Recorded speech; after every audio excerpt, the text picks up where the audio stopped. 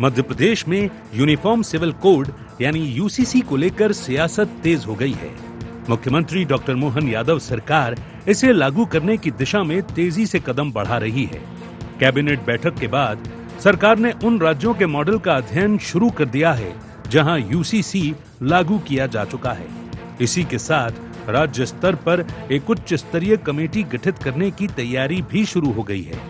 हालांकि कांग्रेस इसे मूल मुद्दों से ध्यान भटकाने की कोशिश करार दे रही है, तो वहीं बीजेपी इसे सामाजिक समानता और न्याय की दिशा में बड़ा कदम बता रही है। माना जा रहा है कि सरकार दिवाली से पहले यूसीसी बिल लाने की दिशा में काम कर रही है। एमपी में यूसीसी लागू करने की तैयारी तेज। राज्य सरकार बनाएगी हाई लेवल कमेटी। दिवाली से पहले बिल लाने की तैयारी। अन्य राज्यों के मॉडल का होगा अध्ययन। समान कानून लागू करने पर जोर। महिलाओं के अधिकारों पर फोकस। सामाजिक न्याय की दिशा में कदम। यूसीसी वाली जैसी बातें आ रही है, कांग्रेस के तो पाप है जिसको हम सुधारने की कोशिश कर रहे हैं। ये देश कश्मीर से लेकर कन्याकुमारी और अटक से लेकर कटक तक एक है। देश का व्यक्ति हर हिसाब से एक रूप है और बहुत जरूरी है। इस देश को बड़ा देश बनाना है तो कानून एक जैसा होना चाहिए। धर्म का धर्म से झगड़ा नहीं होना चाहिए, धर्म का धर्म से विभेद नहीं होना चाहिए। वहीं कांग्रेस ने इस मुद्दे पर सरकार को घेरना शुरू कर दिया है। नेता प्रतिपक्ष उमंग सिंघार का कहना है कि यूसीसी जैसे संवेदनशील मुद्दे पर बिना सामाजिक सहमति के फैसला लेना ठीक नहीं है। कांग्रेस का आरोप है कि सरकार आदिवासी और अन्य समुदायों की परंपरा को नजरअंदाज कर जल्दबाजी में फैसला लेना चाहती है। सभी को विश्वास में लेके सरकार को निर्णय करना चाहिए ताकि किसी समाज का अपमान न हो। कई बार सरकार ने आदिवासी कानून को लेके बात करी, चर्चा करी, कानून बनाने का प्रयास किया, लेकिन सरकार के पास कई कानून अभी भी लंबित पड़े हैं। मैं समझता हूँ कि आदिवासियों के जो कानून की सरकार ने बात करी, कमेटी बनाई है, उसकी रिपोर्ट भी तत्काल आना चाहिए और उसको भी विधानसभा में पारित होना चाहिए। बहरहाल यूनिफॉर्म सिविल कोड को लेकर मध्य प्रदेश की सियासत गर्मा गई है। एक ओर मध्य प्रदेश सरकार इसे सामाजिक समानता और महिलाओं के अधिकारों को मजबूत करने वाला बड़ा सुधार बता रही है, तो वहीं कांग्रेस इसे बिना सहमति थोपे जाने वाला और मूल मुद्दों से ध्यान भटकाने वाला कदम करार दे रही है। ऐसे में अब देखना होगा कि सरकार इस कानून को कितनी सहमति और संतुलन के साथ आगे बढ़ा पाती है। Bureau report IND 24।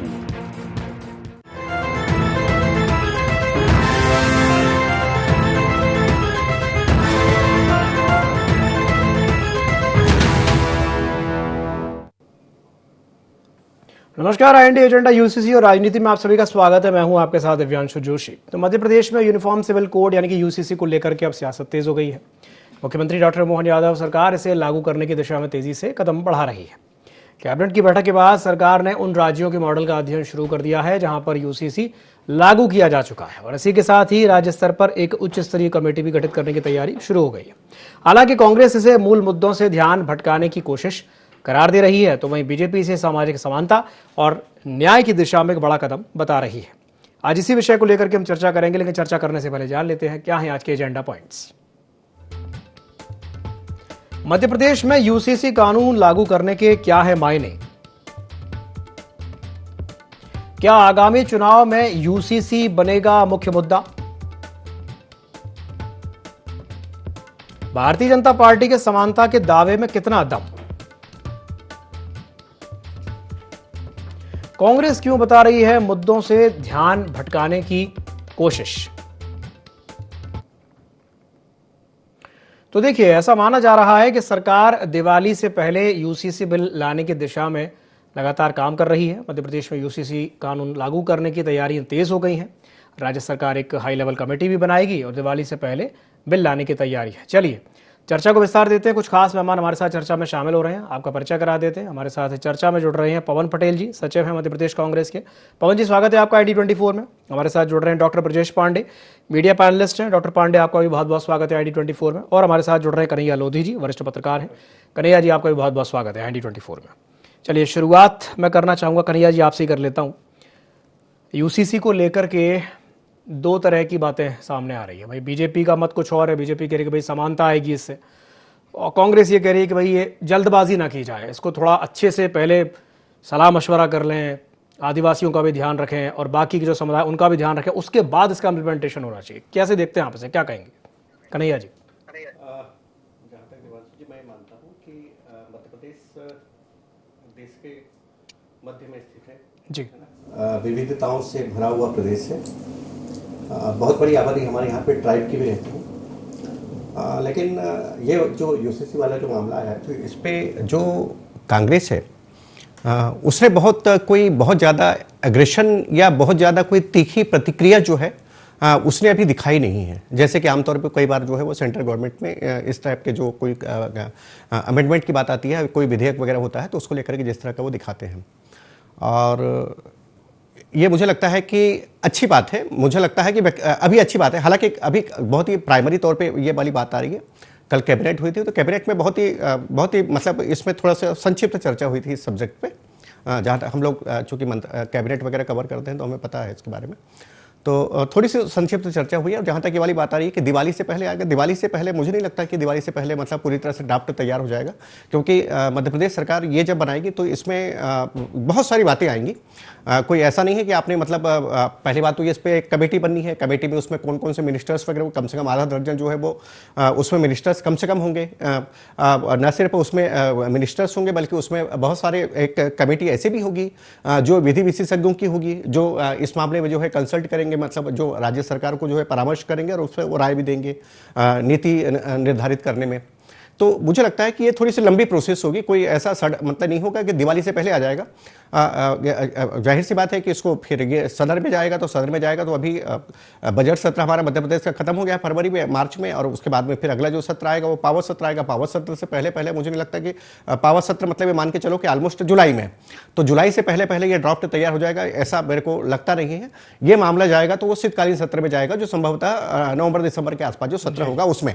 मतलब यह है कि कुल मिलाकर के जो नेक्स्ट जो बजट सत्र है उससे पहले हो सकता है कि इस पे जो है मुझे लगता है कि इस पे मतलब इसका ड्राफ्ट तैयार हो जाए और ये विधेयक के रूप में जो है जो अपना शीतकालीन सत्र होगा संभवतः उसमें मध्य प्रदेश सरकार लाने के बारे में हो सकता है कि उसकी कंक्रीटिंग जो है वो लगभग हो जाए। और मुझे लगता है कि ये यूसीसी मतलब ये तो तय है कि जो केंद्र सरकार है वो जो बीजेपी वाले जो राज्य हैं, एनडीए की जो जहाँ पे गवर्नमेंट है, वहाँ पर वो धीरे मतलब जो है इस दिशा में आगे बढ़ रहे हैं। पूरे देश में एक साथ लागू करने के बजाय वो एक तरह से वो देख रहे हैं कि मतलब यूसीसी लागू करने के बाद में राज्यों में किस तरह के बदलाव आते हैं और वहाँ की जो व्यवस्थाओं को दुरुस्त करने में किस तरह से मदद मिलती है। उत्तराखंड में ऑलरेडी मतलब जो है वहाँ पे कर चुके हैं। बहुत सारे जो राज्य हैं वहाँ पर अभी प्रोसेस में है, चाहे वो गुजरात हो, चाहे वो अभी बहुत ही प्राइमरी स्टेज पे जो है उत्तर प्रदेश भी है।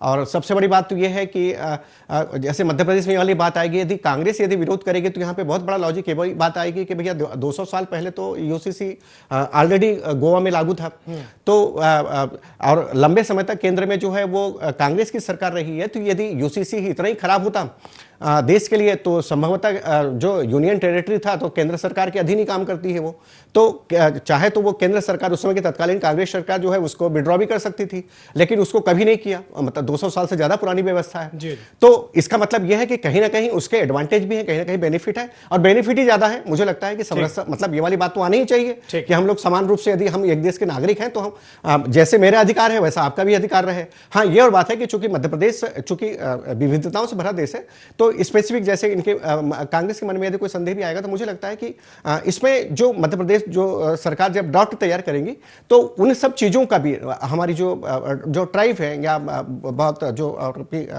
लोग मतलब जनजाति या और भी दूसरे जो अनुसूचित जाति के जो लोग हैं, उनकी यदि कोई विशेष धार्मिक मान्यता इनकी राह में यदि कोई अरे आते तो मुझे लगता है कि उसके लिए भी कोई ना कोई ऐसा क्लॉज होगा जिससे कि ये जो है उनकी मान्यता और परंपराओं की राह में कोई बाधा ना बने, इसका भी जो है वो ध्यान रखा जाएगा। ठीक। पवन जी, आपको ऐसा क्यों लग रहा है कि भाई ये जो यूसीसी लाने की इनकी तैयारी है सरकार की, ये असल मुद्दों से ध्यान भटकाने की एक कोशिश पर है? क्या कहेंगे पवन जी? देखिए, सरकार हमेशा तानाशाही के हिसाब से काम करना चाहती है। हम कहते हैं यूसीसी ला गई, एकदम टारगेट डेट दिया दिवाली के पहले लाना है। इसी तरह आपने उस समय देखा था कि कितने एजेंट लोग कितने मर गए थे जब उस समय भी हमेशा इनका तानाशाही जब होती, मेरा सिर्फ मतलब ये है, और हमारे जो आदरणीय कांग्रेस के जितने नेताओं ने, सबका बोलने का मतलब है कि इस टाइप की चीजें जो होती हैं, अगर आपको लाना है, बिना व्यापक सहमति के नहीं लाना चाहिए। सभी धर्म समुदाय के प्रतिनिधियों के साथ प्रॉपर बात होनी चाहिए, उसका ड्राफ्ट तैयार होना चाहिए, उसको सार्वजनिक करना चाहिए। बंद कमरे में किसी चीज का ड्राफ्ट बना करके उसको थोपने का प्रयास नहीं करना चाहिए। यूसीजी हम ठीक है, हम मानते हैं कि एक तरह का कानून की व्यवस्था होनी चाहिए सबको, जैसा आदरणीय बोल रहे थे लोधी जी, हम सब उस चीज को मानते हैं। लेकिन हमें इस चीज का भी ध्यान रखना चाहिए कि हमारे यहाँ करीब 21-22% आदिवासी भाई बहन रहते हैं।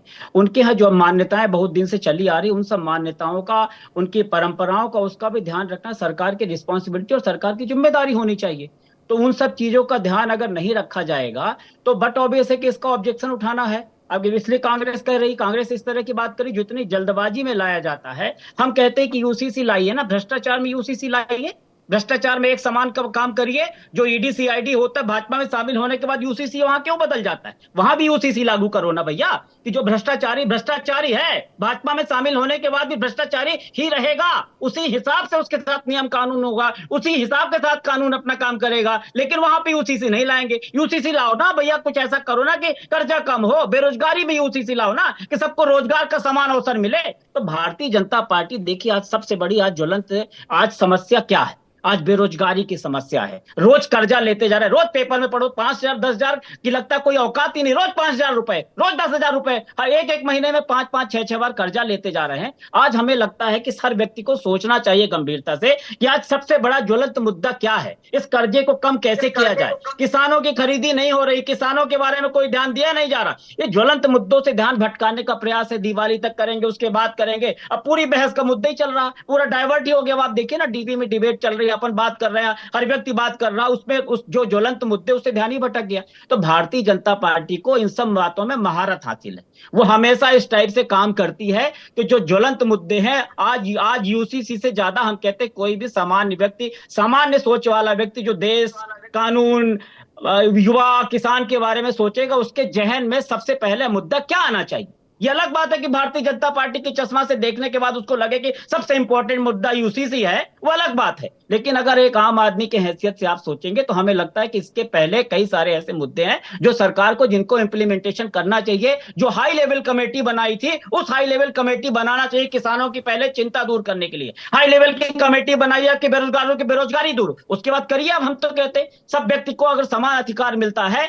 हमारे आदिवासी भाई बहनों का जो परंपरागत जो परंपराएं चली आ रही है, उनका संरक्षण मिलता है, तो करिए फिर उस हिसाब से। हम तो कहते हैं, हम तो पहले ही बोलते, कांग्रेस पार्टी इसी की लड़ाई तो लड़ रही है भैया, कि कानून नियम सबके लिए एक हो ना। भाजपा में शामिल होने के बाद भी वही हो, ईडी सीआईडी की जांच धीरे ना पड़ जाए।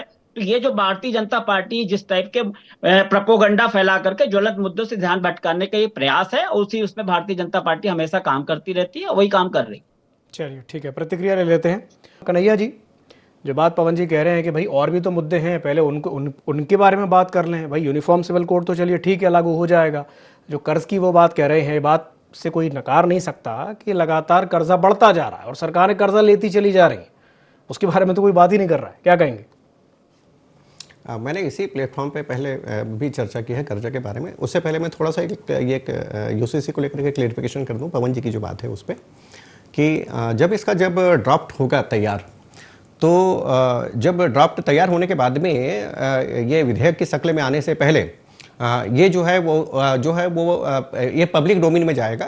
ये राज्य सरकार जो है इसकी बाकायदा सूचना जारी करेगी और इस पे जो है वो जो कमेटी होगी दावे आपत्तियां आमंत्रित करेंगी कि इस पे यदि आप कोई सुझाव देना चाहते हैं या सलाह देना चाहते हैं या इस पे आपको कोई आपत्ति है, तो इसमें जो आम लोग हैं उस पर भी जो है अपनी सलाह दे सकेंगे, उस पर अपनी राय रख सकेंगे और अपनी आपत्ति दर्ज करना चाहेंगे तो यदि वो करना चाहते हैं तो वो कर सकेंगे। ये फैसिलिटी जो है उसमें, ये जो ड्राफ्ट तैयार होगा तो उसमें रहेगा। उसके बाद में दावे आपत्तियों की सुनवाई भी होगी। दावे आपत्तियों की सुनवाई मतलब पूरी तरह से निराकृत होने के बाद में जो है ये विधेयक के रूप में जो है वो तैयार होगा। मतलब इसकी एक प्रोसेस होती है, मैं बता दूं। उसके बाद में ये तैयार होने के बाद में फिर विधेयक में जाएगा। तो ऐसा नहीं है कि ये बंद कमरे में तैयार हो जाएगा और साइलेंट तरीके से विधानसभा में ला करके इसको चुपचाप तरीके से पास कर देंगे। तो इस तरह की प्रोसेस नहीं होती है। इस तरह की जो एक मान्य परंपरा है, तो उसको मुझे लगता है कि इस तरह से इसको जो है वो किया जाएगा। दूसरी जो कर्जा वाली बात है, तो डेफिनेटली मतलब प्रतिपक्ष है कांग्रेस, मध्य प्रदेश में सबसे बड़ा मतलब जो विरोधी दल है, तो ये स्वाभाविक सी बात है कि किसान से जुड़े हुए या आम जनता से जुड़े हुए मुद्दे हों या क्या बेरोजगारी से जुड़े हुए मुद्दे हैं तो उसको प्रमुखता से उठाए और उठाते रहती है, उसमें कोई वाली बात नहीं है। और जहां तक कर्जा वाली बात है तो मैंने पहले भी कहा है कि कर्जा न सिर्फ मध्य प्रदेश सरकार ले रही है बल्कि उत्तर प्रदेश सरकार ले रही है, बल्कि केंद्र सरकार ले रही है, तमिलनाडु की सरकार ले रही है, पश्चिम बंगाल की सरकार भी ले रही है। कर्जा सब पर है, अमेरिका भी लेता है कर्जा, रूस भी लेता है, चीन भी लेता है। और ये तो हमसे जब आप देखते हो कि जीएसडीपी के रेशो के हिसाब से किस पे कितना कर्जा है, तो मुझे लगता है कि हमारा देश भारत है वो ज़्यादा बेटर स्थिति में, अभी मध्य प्रदेश की स्थिति भी ज़्यादा बेटर स्थिति में है बनिस्बत की दुनिया के, और भी हम किसी दूसरे देशों के मुकाबले यदि तुलना करते हैं तो ये जो हाँ ये और बात है कि ये बुरी बात होती है कर्जा लेकर के, जब आप कर्जा लेकर के जब आप मतलब जो है उस पर आप लोगों को तनख्वाह बांट रहे हो, वो गलत बात है। यदि वो कर्जा लेकर के यदि आप डेवलपमेंट के प्रोजेक्ट आप तैयार कर रहे हो, इंफ्रा से जुड़े हुए यदि काम कर रहे हो, तो कर्जा उसके लिए लिया जाता है और उसके लिए लिया जाना चाहिए। यानी वो पैसा यदि लेकर के यदि आप आपके पास में इतने पैसे भी नहीं है कि आप कर्जा लेकर के यदि वेतन भत्ते या दूसरी तरह के मतलब इस तरह से पैसे खर्च कर रहे हो, वो बुरी बात होती है। कर्ज लेके घी पीना गलत है, मतलब सीधी सी बात है कि वही कर्ज लो और घी पियो, वो गलत है। आप ऐसा कह सकते हैं कुल मिलाकर। ठीक है, पांडे जी से हमारा संपर्क हो गया। पांडे जी, आपको मेरी आवाज मिल रही है? जी हाँ भाई साहब, आपकी आवाज आ रही है? जी जी जी जी। अभी बात चल रही थी तो पवन पटेल जी कह रहे थे कि भाई इतने सारे मुद्दे हैं देश में, बेरोजगारी का मुद्दा है, महंगाई का मुद्दा, उन पर बात होनी चाहिए। ये अचानक से यूसीसी को लेकर के कैसे भारतीय जनता पार्टी इतनी ज्यादा एक्टिव हो गई, क्या कहेंगे? देखिए दिव्यांश जी, बड़ी स्पष्ट बात है। अभी इस पैनल में शामिल आदरणीय कन्हैया लोही जी ने जो बातें बताई, उनकी कई बातों से मैं सहमत हूँ, उनके तर्कों से सहमत, उनके तथ्य से सहमत हूँ। क्योंकि दलीलें जब प्रस्तुत की जाती हैं तो उसके पीछे जो तर्क होता है उस पर कुछ न कुछ ऐसी बातें हो जो लोगों को प्रभावित करे और जिससे आम लोगों का फायदा हो। भारत का संविधान की जो धारा है अनुच्छेद 44, उसमें भाग 4 में साफ तौर से समान नागरिक संहिता की बात का उल्लेख किया गया है। डॉक्टर भीमराव अंबेडकर साहब के लिखित संविधान में इस बात का उल्लेख है। महत्वपूर्ण बात यह है कि राज्य के नीति निर्देशक तत्व में आता है यूनिफॉर्म सिविल कोड, और इस तरह मध्य प्रदेश पहला राज्य नहीं है। इसके पहले भी उत्तराखंड में, गोवा में, असम में और अभी हाल में गुजरात से की विधानसभा में भी यह संकल्प पारित हो चुका है। मैं कहना चाह रहा हूं, इनको कांग्रेस को पीड़ा मालूम है किस बात की दिव्यांश हो रही है? इनको पीड़ा इस बात की लिए हो रही है कि कांग्रेस ने आज तक जो इस देश के अंदर, इस प्रदेश के अंदर तुष्टीकरण की राजनीति किया, अल्पसंख्यकों के साथ अन्याय किया, समाज के अन्य वर्ग के लोगों के साथ अन्याय किया, उन्हें लग रहा कि हमारा वोट बैंक हमारे हाथ से खिसक जाएगा। अगर समाज में सभी वर्गों के लिए, जहां पर विवाह की बात हो, तलाक की बात हो, संपत्ति के बंटवारे की बात हो, खासतौर से बेटा और बेटी दोनों को समान संपत्ति में माता पिता के हक मिले, उसके बाद भी, और उसके साथ बहुविवाह पर जो प्रथा है, जो मन हिंदू एक्ट में है वो दूसरे एक्टों में भी लागू हो, अगर इस तरह का प्रावधान किया जाता है तो पता नहीं क्यों कांग्रेस को बड़ी बेचैनी होती है। क्योंकि कांग्रेस ने आज तक यही किया, अंदर लोगों को गुमराह किया है, झूठ बोला है, मिसगाइड किया है, जमीनी धरातल पे कोई काम नहीं, कैसे जनता के बीच से इनका विश्वास धीरे धीरे खसक गया है। दूसरी महत्वपूर्ण बात है कि इसी से लागू होने के जो सबसे बड़े फायदे जहां जहां लागू हुआ है, चाहे उत्तराखंड हो चाहे असम हो, मुझे संयोग से वहां घूमने का अवसर मिला है, जाने का अवसर मिला है। मैंने देखा है कि वहां की महिलाओं के अंदर एक सशक्तिकरण के भाव जागृत हुए हैं। जो समाज में उपेक्षित थी वो समाज में संपूर्ण भागीदारी में सम्मिलित हुई हैं। हमारे जो पारिवारिक कानून थे उनमें एक रूपता के भाव आए हैं, और सबसे बड़ी बात, जो सामाजिक न्याय की बात कांग्रेस करती थी और वो भेदभाव करती थी, उन सब में रोक लगी है। क्योंकि इस तरह की चीजें जो है न सिर्फ न्याय व्यवस्था को दुरुस्त करती है, अपितु राष्ट्रीय एकता को भी बढ़ावा देती है। तो कांग्रेस के पांडे जी एक बात बताइए, आपने कहा कि भाई यूसीसी लागू होने से कांग्रेस का जो वोट बैंक है वो फिसल जाएगा। कैसे फिसल जाएगा भाई? यूसीसी लागू होते ही कांग्रेस का वोट बैंक कैसे फिसल जाएगा? ये समझ में नहीं आई, वाली बात समझ में नहीं आई, थोड़ा और अच्छे से समझाइए। मैं स्पष्ट करता हूं दिव्यांश जी, क्या है, कांग्रेस ने आज तक पूरे देश के अंदर, आपको ध्यान होगा कि साहबानो केस में जिस तरह से राजीव गांधी जो है वो सदन के सामने, पार्लियामेंट के सामने झुक गए, इस देश के अंदर जो 3 तलाक का कानून था, इस जो एक समाज के द्वारा लिया जाता था, किया जाता था, उनके यहाँ अपने पर्सनल लॉ बोर्ड थे, वो लोग उसका उदाहरण दे करके इस तरह की नजीरें प्रस्तुत करते थे। लेकिन जब देश के अंदर एक समान नागरिक संहिता लागू हो जाती है तो इनको लगता क्या है कि कांग्रेस जनों को, इनको हमको लगता है कि अरे ये लोग को अभी तक हम यही कह के तो बेवकूफ बना रहे थे। अगर इनके यहाँ जो जिस तरह की बातें ये कर रहे हैं कि हिंदू मुस्लिम सिख ईसाई में सब जगह एक ही लॉ अडॉप्ट हो जाएगा, एक ही कानून चलने लगेगा, तो हमारी जो अभी तक दुकान चल रही थी वो बंद हो जाएगी। अब मैं क्या कहूंगा, क्या मुंह लेके जाऊंगा? कांग्रेस ने इस देश के अंदर अभी तक केवल तुष्टीकरण की राजनीति किया है। उन्हीं के पाप को समाप्त करने के लिए, उन्हीं के पाप को, उन्हीं ने अब तक जो प्रतिक्रिया ले लेते हैं, पाप को समाप्त करने के लिए यूसीसी बिल लाया जा रहा है और ये पूरे प्रदेश के लिए बहुत महत्वपूर्ण है। जितना जल्दी जो है एक सत्र बुला करके इसको लागू किया जाए उतना अच्छा रहेगा। चलिए ठीक है, पवन जी आपकी प्रतिक्रिया। देखिए, मुंह लेकर के जाने लायक तो भाजपा बची नहीं है कि जो बड़ी बड़ी बतौलेबाजी की थी वो क्या मुंह लेकर के जनता के बीच में जाए, इसलिए इस तरह के दूसरे रास्ते में जाने का प्रयास करती है। हम कहते हैं मुंह लेकर के चले जाए कि हम 2 करोड़ रोजगार देने का मुंह लेके गए थे और 2 करोड़ रोजगार दे दिए, नहीं जाएंगे। हम किसानों के दुगनी करने का 2022 में मुंह लेकर गए थे, अब क्या मुंह लेकर के जाएंगे क्योंकि आधे किसान आधे हो गए। तो भारतीय जनता पार्टी कोई मुंह लेकर के जाने के लिए बची नहीं है, इसलिए इस तरह के हथकंडे अपनाने का प्रयास करती है। अब हमने क्या बताया, शुरू में बताया कि कोई साधारण व्यक्ति सोचेगा, मेरे जैसा साधारण व्यक्ति बिना किसी चश्मा लगा के अगर देखेगा, पेपर पढ़ेगा, तो प्रायोरिटीज क्या होनी चाहिए। आदरणीय कन्हैया जी ने जैसे बोला उस चीज को, दोनों चीज को उन्होंने एक्सेप्ट किया। अब ब्रिजेश जी ने क्या बोला कि हम इनकी कुछ बातों से सहमत हैं, मतलब कर्जा ले सकते हैं इस बात से सहमत है, और तनख्वाह बांटे कर्जा लेकर के इस बात से सहमत नहीं है। तो भारतीय जनता मन यही तो हम हर चीज में सहमत रहो ना भाई। कर्जा नहीं लिया था, आपने आग में पट्टी बांध लिया था क्या? कांग्रेस के किस नेता ने कर्जा नहीं लिया था? मध्य प्रदेश में अर्जुन सिंह से लेकर के, दिग्विजय सिंह से लेकर के, कमलनाथ से लेकर के जो मुख्यमंत्री सबने कर्जा लिया था। गलत तर्क मत प्रस्तुत करिए। मैंने ये कहा कि मैं सिर्फ कन्हैया जी की इस बात से सहमत, उन्होंने जो जितने साक्ष्य रखे वो साक्ष्य इसलिए महत्वपूर्ण है क्योंकि अदालती दस्तावेज। पांडे जी उनकी बात पूरी हो जाने दीजिए। पांडे जी थोड़ा सा रुकिए ना, पांडे जी साथ में बोलेंगे तो किसी की आवाज नहीं आएगी। पांडे जी साथ में किसी की आवाज नहीं आएगी, जो लगातार कर रहे हैं। ठीक है पांडे जी पहले उनकी बात पूरी सुन लेते हैं, फिर काबिल बचे नहीं हो, कम से कम बात तो सुन लो। मेरा निवेदन इतना था, हमने कहा कि देखिए हजारों जो हमारे देश में आदिवासी भाई बहन रहते हैं, जिनको 5वीं अनुसूची संविधान की सुरक्षा देती है कि उनके जो रूढ़िवादी कानून है उनका पालन करना चाहिए। तो यूसीसी लागू होने के बाद क्या सरकार एश्योरेंस देगी कि उन कानूनों का पालन होगा, उनके साथ किसी तरह का कुठाराघात नहीं होगा? जिस तरह कुठाराघात करने में भारतीय जनता पार्टी को महारत हासिल, हम तो सिंपल सी बात कर रहे हैं। हम ये बहुत ज्यादा गुड़ा भाग नहीं जानते, आदरणीय वरिष्ठ पत्रकार जी को हमसे बहुत ज्यादा नॉलेज होगा, आपको भी होगा, लेकिन हम तो जो पेपर पढ़ते हैं, 2-3 पेपर लगे हुए हैं कि अब सब कोई जो लोग है उस चीज के विशेषज्ञ लोग सरकार को आगाह कर रहे हैं कि कर्जा मत दो। मैं उस लाइन को पढ़ता हूं कि कर्जा नहीं लेना चाहिए। एक महीने में 5-5 हजार करोड़ का कर्जा लोगे, मुझे लगता है कि वो नहीं लेना चाहिए। आए दिन पेपर में पढ़ते हैं कि सरकार को तनख्वाह बांटने के लिए पैसा, सबसे बड़ी बात है जो ब्याज आ रही है उस ब्याज को चुकाने के लिए कर्जा लेना पड़ रहा। तो हमारी हाई लेवल कमेटी आदरणीय मोहन यादव जी को सबसे पहले हाई लेवल कमेटी बनाना चाहिए कि जो जनता के मुद्दे हैं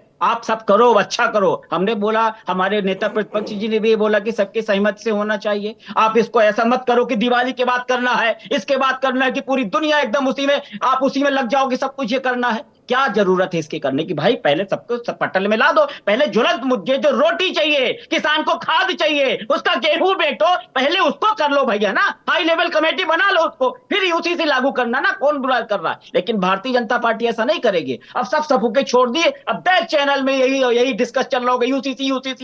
जैसे यूसीसी के बाद किसान को खाना मिल जाएगा, बेरोजगार को रोजगार मिल जाएगा। ये क्या बात कर रहे हैं? मतलब कुछ भी लॉजिक कहीं भी फिट कर दो। चलिए, अब कह रहे हैं कि भारतीय जनता पार्टी को अब अपने सत्ता में बने रहने की भूख को थोड़ा कम करना चाहिए। चलिए ठीक है पांडे जी, हमारा निवेदन है, करिए इस देश के लिए जो अच्छा करेगी भाजपा, पूरी कांग्रेस पार्टी, हम सब उनके साथ खड़े हैं, लेकिन अच्छा करने के पीछे कोई ना कोई षड्यंत्र, कोई ना कोई साजिश नहीं होनी चाहिए। ठीक है पांडे जी बोलिए। देखिए दिव्यांश जी, बहुत अच्छा, मैं एक लाइन से अपनी बात को पूरा करूंगा, आगे विस्तार रूप दूंगा। दिनकर की पंक्ति है कि समर शेष है नहीं पाप का केवल भाग्य, जो तटस्थ है समय लिखेगा उनके भी अपराध। तो कम से कम कांग्रेस के मुंह से इस तरह की बतौलेबाजी अच्छी नहीं लगती। माननीय मुख्यमंत्री जी ने कैबिनेट के पहले जिस तरह से लोधी साहब बता रहे थे, इस विषय पर विचार विमर्श किया। जब अन्य राज्य, चाहे आसाम भी आदिवासी बाहुल्य क्षेत्र है, आसाम में भी जो है आदिवासी समाज की जातियां रहती हैं बहुतायत मात्रा में, वहां पर आदिवासी समाज के लोगों के बीच में यूसीसी का नियम लागू नहीं है, लेकिन यूसीसी लागू किया गया है। इसके लिए एक हाई लेवल कमेटी बनाई जाएगी। ये तो बातें आ चुकी हैं मध्य प्रदेश के अंदर। और दूसरी बात, हाई लेवल कमेटी इस मामले में हर पहलुओं का, हर पक्षों का अध्ययन करेगी, उसका आंकलन करेगी, उसका मूल्यांकन करेगी और गुण दोष के आधार पर इसको लागू करेगी। इस पर भी कांग्रेस को दिक्कत ये नहीं है। जैसे अब ये मुद्दे से भटकाने की जो कांग्रेस आज तक कोशिश करती रही हो, चाहे किसान का मुद्दा हो, चाहे युवा का मुद्दा हो, चाहे महिलाओं मुद्दे से भटकाए। 2022 तक अपने मध्य प्रधानमंत्री ने बोला था 2022 तक किसानों के दुगनी करने की बात की।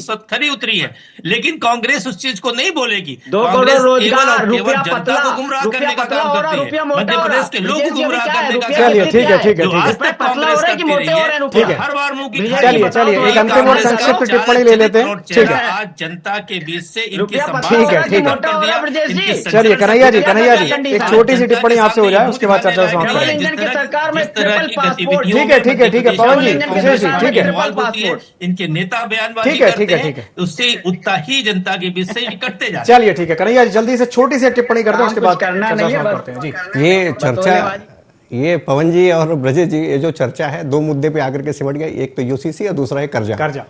तो कर्जा को लेकर के मैं ये थोड़ा सा और मैं क्लेरिफिकेशन करूंगा। तो ये जो कोई भी राज्य सरकारें जो कर्जा लेती है ना, तो ये कोई बाहर से कर्जा नहीं लेते, ये लेते हैं अपने ही इंस्टीट्यूट से, अपने ही संस्थानों से। मध्य प्रदेश जो है, हमारे जो बैंकिंग संस्थान है, हमारे जो वित्तीय संस्थान है, इवन ये कि पवन जी आप भी मध्य प्रदेश सरकार को कर्जा दे सकते हैं। मध्य प्रदेश सरकार अपना बॉन्ड बेचती है, आप ये कमिट करते हो, मतलब एक मिनिमम उसका एक वो होता है, एक प्राइस होता है, मतलब परसेंट आप होता है कि भैया मैं 7% पे दूंगा, जो बिलो परसेंट पे देगा, मध्य प्रदेश सरकार के पास में ऑप्शन रहता है। जब वो ऑप्शन में जाती है आरबीआई के माध्यम से, तो उसके पास में ऑप्शन रहता है कि जो उसको बिलो रेट पे देगा उससे वो कर्जा लेते हैं।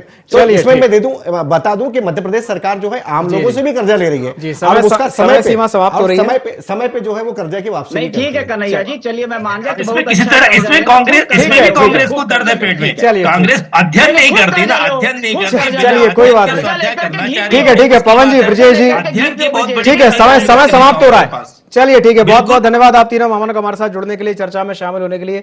तो समय की बाध्यता के चलते चर्चा को समाप्त करना चाहूंगा। बने रहिए ID24 के साथ। नमस्कार।